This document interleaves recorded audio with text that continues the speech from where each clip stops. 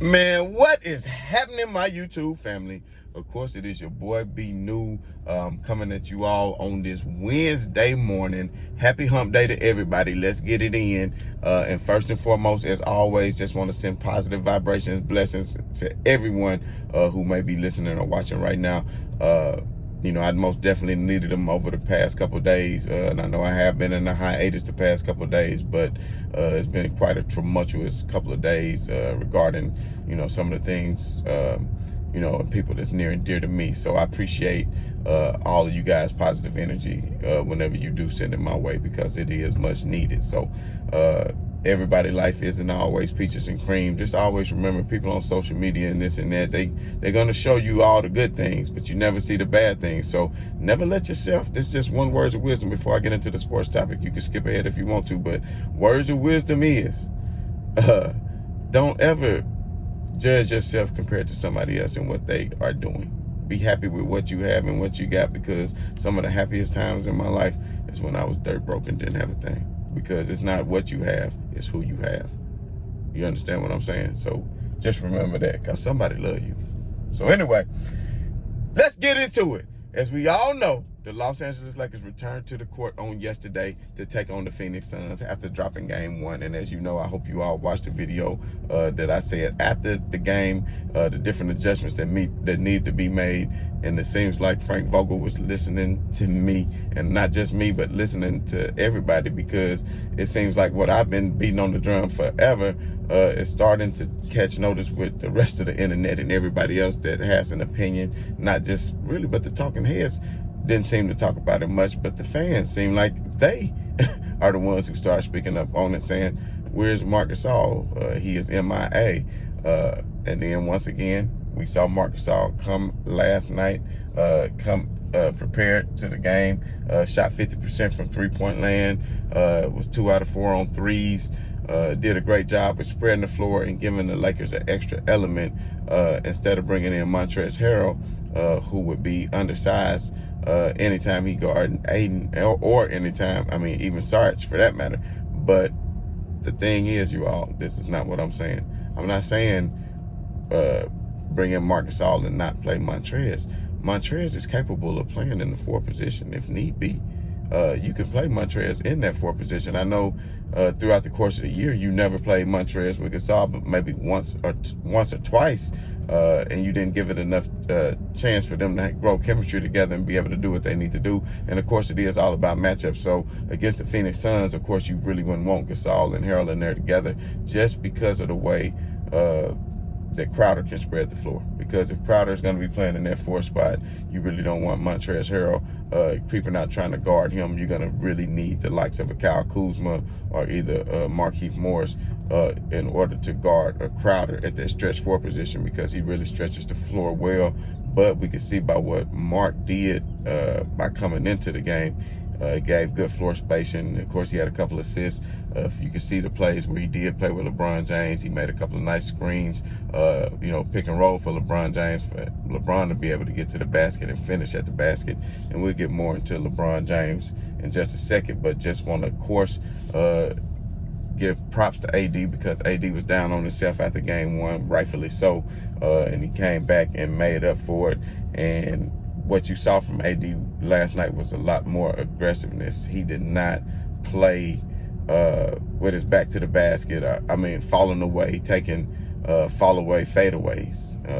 He was actually more aggressive, and I want to say he had 18 free throw attempts, if I'm not mistaken, 18 or 19 free throw attempts, just him alone. So that lets you know that he was being aggressive and getting inside the paint and doing what he needed to do. And while singing the praises of while I'm singing the praises of Marc Gasol, let me also sing the praises of Andre Drummond, because Andre Drummond played a hell of a game as well. He was definitely active on the glass. He did what he needed to do, and the Lakers were able to actually hit the glass this game, and especially the defensive glass, and limit the Phoenix Suns to a lot of one-possession games. But let me make myself very clear. This is not just a big reason to celebrate like, oh, the Lakers did this and the Lakers did that, because at the end of the day, we all know Chris Paul is not himself and is not playing. And of course, if you would have listened to me, I hope, and just put money on the series, the Lakers against Phoenix series, and the straight up outright who was going to win the series, when the odds changed, you would have made a lot of money. But at the end of the day, after the performance of Chris Paul last night, I hadn't had a chance to see the numbers or what it was for the series. You would probably have to bet a king's ransom just to come back and win just a little bit of money. So it may not even be worth your risk. It might even be 500 to 1 at this point. I mean, I don't know. Maybe 5 to 1, who knows? But at the end of the day, it's just unfortunate that Chris Paul was injured like that, because I actually think that Phoenix would be giving the Lakers more than what they can handle right now. And that's not what I predicted prior to the leading into this. And I know the Lakers still have a lot of chemistry issues they have to work out. So, this is the first round is usually a good round to work out those kinks. But unlike normal, they don't have a high seed in the first round, so they're going against a better team. So with that being said, the Lakers, I don't know if the basketball guys were just smiling down on them. But you know what? LeBron James has been unfortunate quite a few times as far as injuries, with injuries to Kyrie, injuries to Kevin Love, D-Wade knees going bad, things like that, where he wasn't really a beneficiary of it. And then, of course, Kawhi Leonard was a beneficiary of Kevin Durant and Klay Thompson getting hurt. So you just never know. So you can't take anything from anybody. But at the end of the day, I just hate that. And I really hate that Chris Paul went down with that hamstring injury that year when Houston had Golden State on the ropes, because that was his opportunity to win the championship, which I think is well deserved by him. But one thing about Chris Paul, he goes to teams and he makes them instantly successful. Because if you be honest with yourself, who knew that Chris Paul was going to go to OKC and have them competing the way they did? It's excellent. And he's a great player, and I really do feel bad for him. But at the end of the day, the Lakers are probably going to go ahead and just finish this series off 4 games to 1, because without Chris Paul and campaign, I'm campaigning for campaign. Campaign straight out the Memphis area. You have to give him his props because the energy that he brought. Because you can say this and say that, but Devin Booker, I want to say, had 32 or 33 points, whatever it was, but he was still a minus 16 on the floor, because it was just like Campaign was the one that was bringing all of the energy, hitting all the timely shots, getting the crowd on their feet, making excellent defensive plays, coming correct off the double team, forcing Anthony Davis into the timeout. Campaign was everywhere last night, and the Phoenix Suns have a lot of fight in them, and they just not going to give up. I just want to say, though, that even though they have all that fight in them, there's no chance that they're going to win the series. So just book that. But I do want to say the lineup that Frank Vogel brought out at the beginning of the fourth quarter was probably the worst lineup that he could have had so far in the series, and I don't understand his reasoning behind that lineup. But as you can see, to end the fourth quarter, I want to say that was a Campaign. I think he hit a 3 right at the end with no time on the clock to cut the lead from 10 to 7. Now, had the lead been 10 going into the fourth, that might would have let some air out of them. But of course, he hits the 3. They cut it to 7. The crowd goes crazy, and then you go into the fourth quarter. But you're still feeling pretty good about the Lakers' chances as they enter into the fourth quarter. And then all of a sudden, Frank Vogel trots out Caruso, Matthews, Kuzma, LeBron, and Drummond. I don't understand that lineup, because I understand Matthews, playing defense. But his shot has just been off, and when you're in a close game like that, the Lakers were needing to generate some offense. And as you can see, that lineup didn't last long, because before you know it, that lead dissipated, and then you had the Lakers actually giving up the lead. And at this point is when Frank Vogel decided to go with the lineup of the original starting lineup of what was meant to be before any of the hoopla, any of the trades, any of the injuries, any of that, when they first brought in Marc Gasol. And I thought was a great move at the beginning of the season because his ability to spread the floor. So he brought in Marc Gasol, and for a while they were able to play with Dennis, who by the way had a great game, was cutting to the paint, was being very aggressive, using his speed the way he's capable of doing, taking advantage of the fact that Chris Paul is not himself and actually not available on the floor. So that's something that Dennis should have been doing anyway.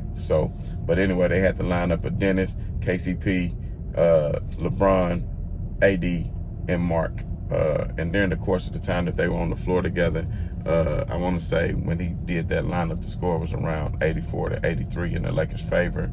And they kind of battled back and forth like that. You got to give the Phoenix Suns credit, especially, but it was a horrible play by Caruso that led to a 4-point play when he closed out on Crowder on a 3-point play, and he made it, which allowed them to cut the lead from 5-1, which gave them a lot of momentum.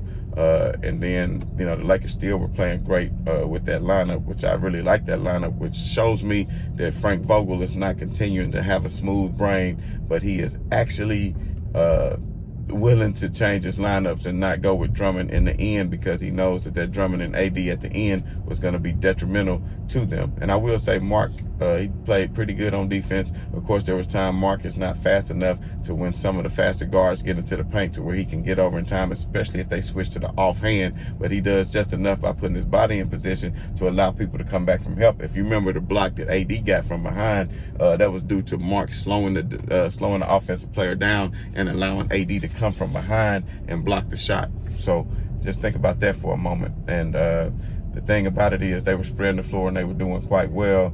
But then there was a sequence to where they were passing the ball around the key and spreading it, and Schroeder passes it to Mark. It's only 1 second on the shot clock when he passes it to him. Then Mark makes the extra pass over to KCP, who was wide open. But of course, KCP, it was too late and the shot clock ran out, and you could tell LeBron was frustrated. Frank Vogel was quite frustrated, and I think they wanted to pin that on Marc Gasol, which ultimately it was on Marc Gasol, because when he caught the ball, he should have passed it. He shouldn't have passed it. He should have took the shot immediately. But Schroeder kind of blamed himself by putting himself in that situation as well. So by putting Marc Gasol in that situation, he kind of pat himself on the chest and told Mark, "My bad." But at the end of the day, Mark should have went ahead and took the shot and should have been aware of the shot clock situation. But at the end of the day, the difference between then and now is what a lot of people fail to realize is there's people in the arena now, There's people in there now, and there's a lot of crowd. So before, when you're playing in the bubble situation, really not a lot of crowd noise, you can scream out, hey, 3 seconds left, 2 seconds left, shoot, whatever. Even from the bench, shoot, whatever. But not with the screaming crowd, and that's where you start to get that home court advantage brewing in, which is going to be great. So it's going to be great to see the Lakers actually take the court for the playoffs for the first time since 2013.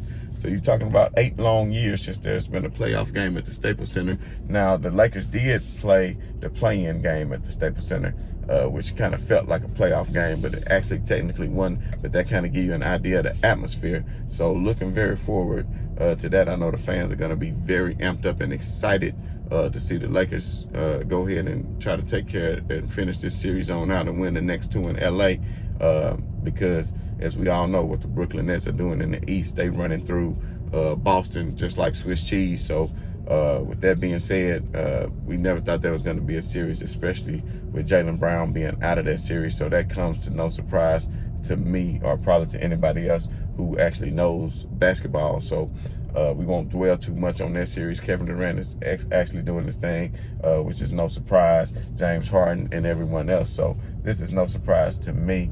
So like I said, we won't dwell on that too much. But what we will have to touch on is last night it was a varsity game. And the varsity game, of course, was the Lakers that came on at 9 o'clock. So then they had to put the JV game on at 9:30. And to me, I just want to say this, NBA, don't do that. Don't put on 2 playoff games at the same time. Unless maybe you had some trash teams, don't, especially not the Dallas and the Clippers game, a major market game. Like, do you know how many viewers you may have took away from watching the other game? And I understand, you doing saturation and you getting extra views from each channel, blah, blah, blah. But it's not a fun thing for the fans. Nobody really wants to turn back and forth between the game.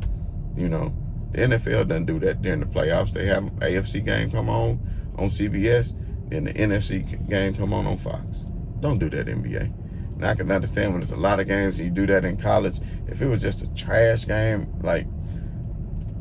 and I hate to say this, but if it was Milwaukee and Washington, then go ahead and do that. If it was Brooklyn and Celtics, go ahead and do that, because we know the outcome of the game, and it's not going to be all that serious and all that close and all that competitive. But when you got two teams like Dallas and the Clippers going at it, don't do that.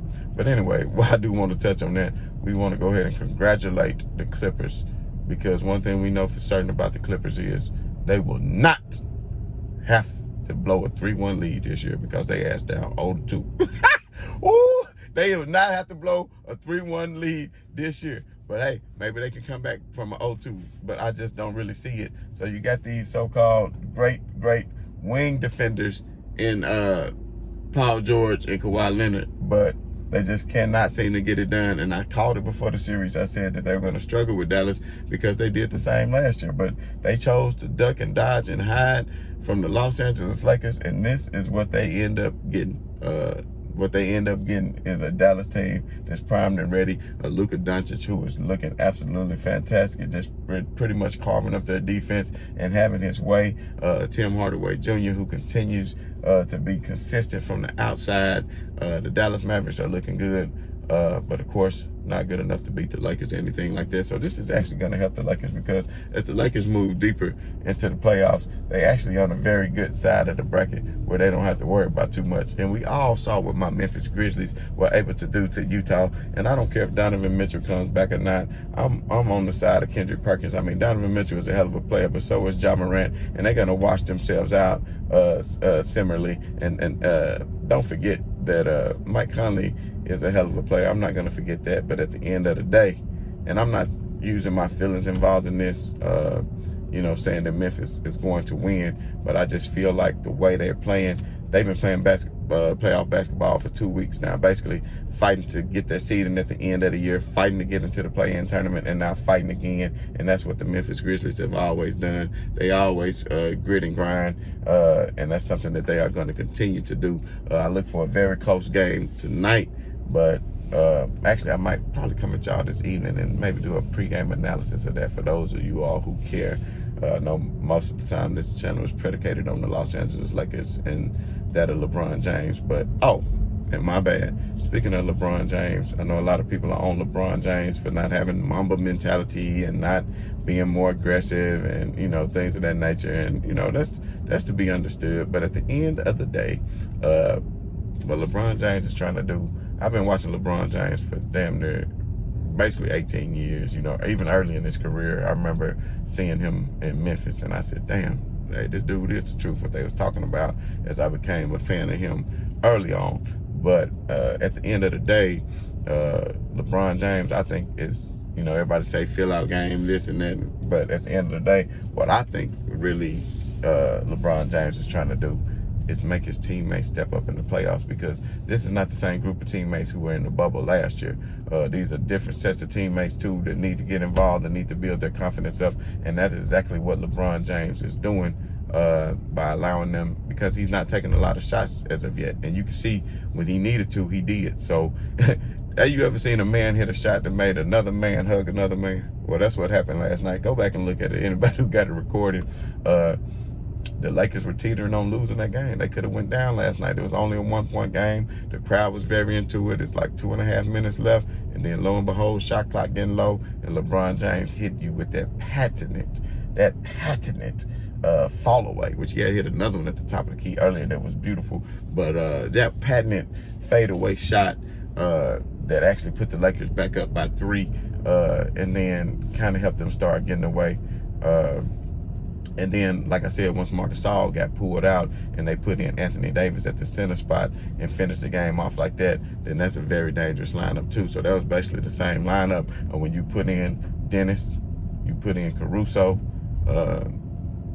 you put in Caruso, and then you put in AD at the center spot, and then you let LBJ play that 4 spot, and then I think that's a perfect lineup for the Lakers to finish off the game with Dennis, Caruso, KCP, AD, and LeBron. A very small lineup by having 3 players who are able to shoot threes that you put in the lineup. But actually, all 5 of them if you include AD and LeBron. But as far as Caruso, Dennis, and KCP. So with all that being said, the Lakers are going to walk through this first round, and they on the collision course. So things not going to start getting real interesting into the second round, as we all know.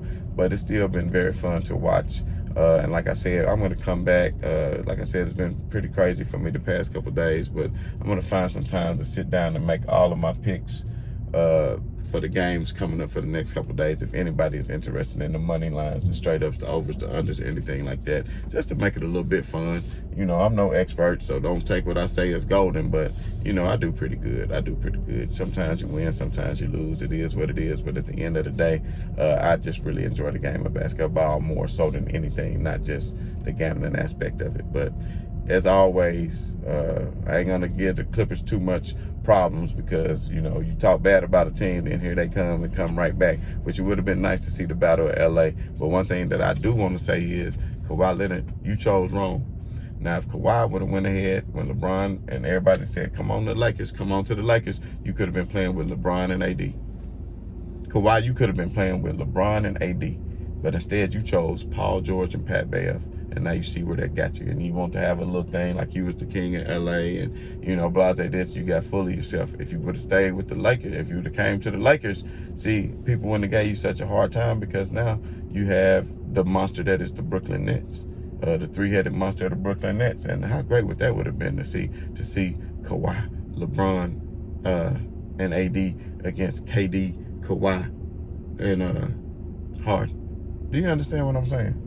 But it was not to be. So I'm telling y'all right now, if the Clippers get swept, Kawhi Leonard is gone. And for all the people saying he's going to the Warriors, it's not going to happen. He'll probably be down in Miami with Jimmy Butler. But he loves LA, so he might not leave and continue to stay there. But I cannot see him wanting to leave and get embarrassed in the playoffs every year for the next 3 or 4 years while he's out on the West Coast, just hoping for LeBron James to get old. But then you got up-and-coming stars like Luka Doncic and the Dallas Mavericks, and let's not forget about Dame Dollar, and let's not forget about Denver. So at the end of the day, Kawhi, you made the wrong decision, bro.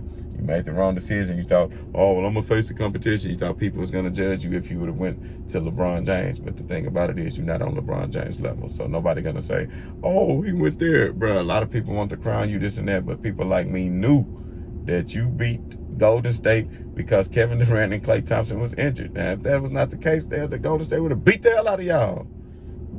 I mean, at least probably 4 games to 1. I'm not taking anything away from Pascal and, you know, everybody who was playing well, Lowry, you know, or Kawhi for that matter. But at the end of the day, they were not going to beat Golden State. But that's a topic for another day. Like I said, I'm glad Frank Vogel finally slapped a couple of wrinkles in his brain and that, damn it, did something that was smart for once. So, as always, you know, I'm just going to say right on to the real. Much love to the haters.